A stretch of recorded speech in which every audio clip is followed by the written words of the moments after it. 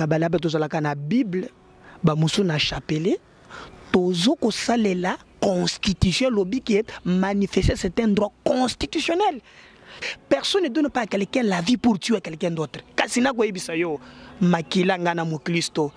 Biblia lobaka ke makila ya Yesu eko ganga koleka makila ya Kaina bundela ka Congo oyo malgré les intimidations, malgré tout ce qu'on veut voir et na ko c'est baza pour longtemps te bientôt ils vont partir. Ibala azalaka opposante. Chibala omonere moto remesa. Abaton nyonso leki pemela tise na yebisa yo ko wana za innocent, hein? Wana za innocent ngana betaka lokolo lingina tange ye po peut-être bozala kanaye na lobelaka yete wara muntu moko boye aye ko sala cop na ye ekosila kale mingi te na kotuna yo mikolo ezole boso chibala za wapi. Congo Millennium. Mesdames et messieurs, bienvenue dans le magazine Nabino sur Congo Millennium. Nous sommes là pour parler de l'actualité à RDC, particulièrement l'actualité politique aux préoccupés. Et puis, elle est toujours brillante à ce net moment. Ici, comme vous le remarquez, décor et Sabino que nous sommes dans la paroisse Notre-Dame du Congo, na Lingwala. Question est de commémorer la mort le 21 janvier dernier. Où il y a sous l'appel il y a comité laïque de coordination Église catholique. Tozana moko ya ba politicien ya mboka oyo Médard Kakolongo aza coordonnateur ya Congo en marche, parti politique pro opposition ou ba continue de défendre ba intérêt ya peuple congolais na yeto microsola ou Italie actualité politique. Mais avant que to banda to na déjà quelle est la raison ya présence na yo awana oesika. Merci na invitation. Na yeko répondre na appel pour na ko rendre hommage na batubawe pour na démocratie. Ba verser makila na bango pour ba yibite bazumo si amutute asali mabete mais lisumu asalaki pour botami congolais a rappeler bayini. Il y a constitution qui bo souki si il faut respecter accord ba beta ki bango masasi na nzoto ba kufi lokola miyibi nde bato owana toye ku rendre bango hommage ku ebisa bango ke etumba na bango e kosuka awate to ko bango jusqu'à suka victoire bango ba bunba lukaki bisto bango tina suka ba kufi pour nous revendiquer respect à accord bozo continuer à croire kaka na accord wana tilelo pour accord est clair accord est na makambo belé par exemple ce que tangi na chapitre 3 na 4 points de balobi ba partie prenante ba yokana keke ba sala maponami au plus tard le 31 décembre 2017 et lengi kolobake bako kaki ata ko salango avant décembre mais ba soki bole ki se bosalango le 31 décembre 2017 cassé liboso na bango ba kotana kina batu ya motema mabe batu oyo ba décider ko botola mboka na makasi batu balingi ke Congo ekomi bilanga na bango nde bazali ko pour nous net na Congo machon clair Kabila na batu ne ba komi illégal na illégitime parce que tango basile saki mandat na bango na 2016 ozomona maintenant ba sango baye na ba évêque ba pesi bango 12 mois c'est ces 12 mois et comme que le cola si pour continuer na bango ba violer ngo dissous c'est pourquoi to le bi non beaucoup continuer te ezali digablo na binote Congo eza droit na biso nyonso. Vous voyez pas que Bino na côté opposition bozo continuer au jouer na pourrissement. Pourquoi est-ce que na bongo parce que oui accord ezaki ba promulga qui ango batinyo ba contenir accord mais il s'est fait que ba réalité la chose est sali que non makambo esami Bruno Chibala Olenganko yi président ya Sensa mais tous appellent le bon côté la chose élection processus électoral tous au monde a mis ça là au Corneille Nangazo Sala notamment ba enrôlement par-ci par-là pourquoi pas attendre que saigner même ba activité nango tina suka pour que to réaliser au moins le 23 décembre qu'il y aura réellement élection au moins Chibala kotanga gayete wana za innocent ibina iloko mokote ayeko logande mbongo oyebina ko rappeler loko moko il y avait un contrat oyo matata signé quitté avec Perenco contrat lingese na 2023 Chibala signé Badibanga Boya, Matata Boya, mais Chibala signé ça et comité na 2043. Quand on t'a langaye, on t'a bradé bozo yamboka. Ah, tu pas bien dans l'opposition. Nazebi sayo que c'est un messier oyo abanda ki koluka positionnement.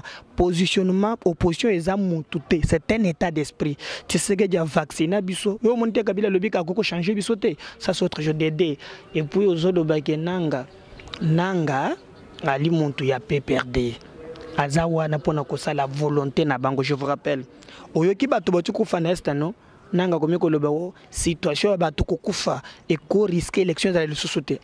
Un bon père, il faut prévoir déjà. Mais nanga zanani président ya commission élection nationale indépendante, as ministre intérieur, as membre gouvernement, ça ce sont des missions où ils vont revenir na gouvernement. Tellement que ça kana bango butu na masolo beta kakuna ndaya ko beta kana moyi. Donc c'est pour vous dire que pour nous c'est un non événement et nous pensons que peuple congolais beke élection et kozala kate na batu oyo.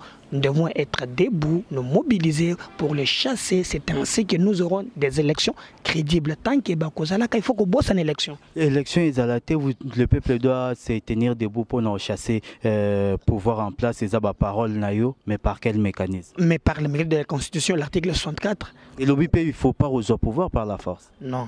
Ou à des interprétations munkindoki ou bazala kanango balobi. Tout Congolais a le droit de faire échec à un groupe d'individus qui veut prendre le pouvoir ou bien en violation de l'actuelle constitution. Non, mais je vous dis non. Toute tentative, il y a renversement, il y a régime constitutionnel. Or, ce régime n'est ni constitutionnel ni légal. Parce que la constitution prévoit qu'après 5 ans, au bandeli 5 ans, nous commis constitutionnel. Mais c'est bon, l'égalité en enseignant cet accord, il y a 5 ans. Et tout le monde qui n'a pas de mandaté, tu peux 12 mois. Bah, vide en sous. Botan bo pe sarabata on a pouvoir ni obino bozana. Non, au yebi la politique c'est exact. Bah le baka toujours les politiques tiennent le juridique en état. À un certain niveau, il y a des compromis. Tout le monde a dit que non. Au lieu que token, pour moi, tout ça avant.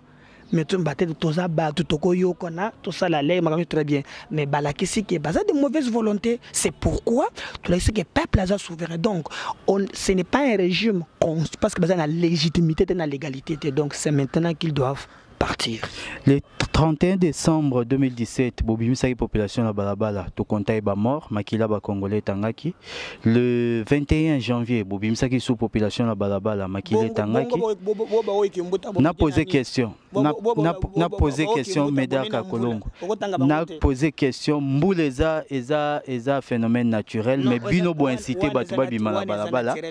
Ba kufi il fallait balongola ba plastique na ba terrasse ba canaliser mai na wana eza mai clair oya mbulu okolo bangote bato liwa toko lingangote mais qui tu toi mes vide non toko revendiquer ba principe constitutionnel. Merci beaucoup Medaka Kolongo bato babimi na balabala na continuer question na ngai et selon certaines indiscrétions on apprend encore que peut-être le 16 appelle les alliés pour que bakita na balabala mais makila ba congolais otangana ezana actif ya banani ya bino opposition ou bien ya pouvoir en place to retient on a compte à banani parce que commission peu d'enquête déjà mise en place pour établir ba responsabilité par rapport à makambo ce qui na bagayo te ndenge ozala ka journaliste amalingi na taxo monto majorité lokola siko na yebio musala na sosala ka musala na yo parce que mituna wana oyebi yango réponse tango tobima kana balabala heureusement biso tende topesa ba voilà tango tobima na kabala ba tozala kana bible ba musu na chapelet tozo ko salela constitution lobi qui manifester c'est un droit constitutionnel est-ce que manifester veut dire tuer même à au salaire infraction l'état doit vous devant un juge. Après, condamné, on ne dit pas de tuer. Personne ne donne pas à quelqu'un la vie pour tuer quelqu'un d'autre. Kasina kwa ibisayo, makila ngana mukristo. Biblia lobakake, makila ya Yesu, eko ganga kuleka makila ya Kaina, makila ya bato ba we, ba responsable na bango, ba kofuta kato utar. Po bato ba kokufa, bébé lo kwa mutute, bazunda kwa monte, ba weyi. Ça c'est le Congo de nos ancêtres. Congo malgré les intimidations, malgré tout ce qu'on veut voir. Et c'est bazar pour longtemps. Bientôt ils vont partir. Au-delà du fait que aux politique, mais aux analystes politiques, surtout pas dans l'opposition, tout le monde a mis Bruno Tibala Tena et Congrès. Bon. Le chef de l'exécutif, le premier ministre a tenu qui congrès pour nos les successeurs, il y a Etienne Tshisekedi qui a eu résultat, mais l'UDPS limité pour permettre de stopper sa connotation et annoncer qu'il est au cœur et tenir congrès du 26 au 27 pour nos successeurs, il y a Etienne Tshisekedi. Confusion ni opposition pour tchana kati ya mito ya bato balanda nani. Chibala azalaka opposante. Chibala omunere moto remesa. Bato nyonso l'équipe mena Tshisekedi na yebiso yoko wana za innocent, hein? Wana za innocent ngane betaka lokolo lingina tange ye po peut-être bozalaka na ye na lobelaka ye te wara muntu moko boye aye ko sala cop na ye ekosila kale mingi te na kotuna yo mikolo ezole boso Chibala za wapi kalata azolongwe na kotono mutuna akolimo ni na Congo akosaka su jamais politique na mboko yo muntu yo somo na wapi ya lobake soki akozuka bokonzi mbala moko pa Tshisekedi azongia nzoto Tshisekedi zapi Chibala zalaka machine ya signer ndengeza wanye bakomele document atangite akenda ko page soko na signer muntu wana ndenga na koyeko lobelao te nakanisiki par respect pour na yo bato bon biso bezo bato ya malonga tokokota na ba biloko ya bon congrès ya UDPS o Jean-Marc Kabunda annonce la wana ko lobela quand même ozomona même tango messe salama kiao akiye kozana Fatima joka mwa sali moko ya 30 personnes atie bato kuna apesi bango bambongo ozomona donc pour moi nakanisiki vrai congrès ezo salema ezali oyo Jean-Marc Bakosala et no équipe basi ba annoncer candidature ya Félix Tshisekedi bandu sope ba cause la plus forte démocratie salema bato ba ko voter et je crois que l'IDPS en fait eza batouté c'est un état d'esprit Tshisekedi nous a vacciné Kabila bondi na biso a changer bisoté ndeto bengeni Mobutu ndeto ko bengana payer donc ce peuple reste debout.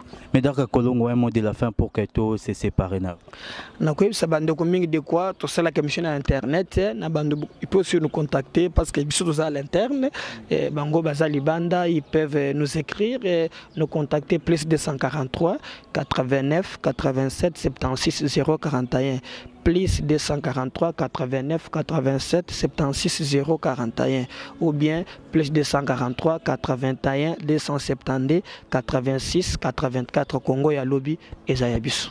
Merci beaucoup Médaka Kolongo, merci Nabaye Balandi Bisso de partout dans le monde sur Congo Millennium. Nous sommes là toujours pour vous servir, question de vous faire parvenir tout ce qu'il y a comme actualité dans la République démocratique du Congo. Moi c'est Patrick Kitoko et puis pour me contacter vous faites le plus 243 81 29 10 500. D'ici là tenez-vous bien, portez-vous bien et surtout prochain rendez-vous Kara Nakati Yasito Tango Mososupe, prochain invité Nabiso et Ozalayo. Merci.